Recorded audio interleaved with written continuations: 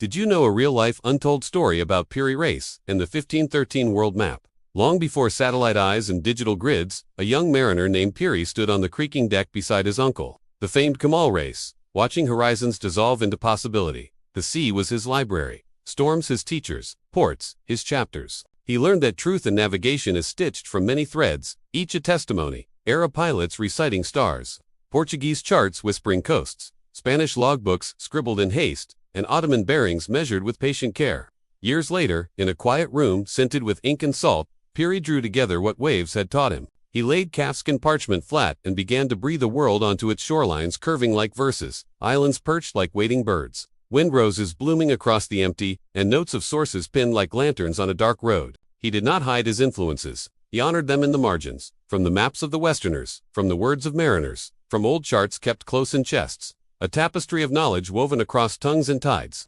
When the court scholar first examined the map, he frowned at the unfamiliar coasts and the boldness of claiming lands newly rumored across the ocean. Too much from foreign hands, he murmured. Piri answered not with pride, but with patience, pointing to currents, to compass variations, to the way shoreline shadows matched sailors' tales, and to the notes that confessed both certainty and doubt. The sea punishes arrogance, he said.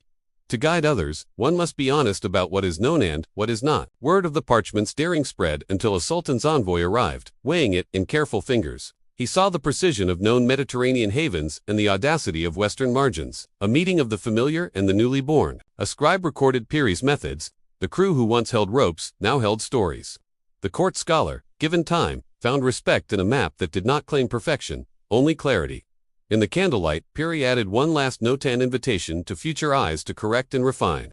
For maps are not monuments but conversations. Moral lesson: curiosity guided by integrity and humility turns scattered fragments of knowledge into a trustworthy path. Crediting your sources and admitting uncertainty is not weakness, but the compass of wisdom. And so the 1513 world map endured, not merely as ink on skin, but as a promise that truth at the edges is built together, and that the bravest explorers are those who listen as fiercely as they lead.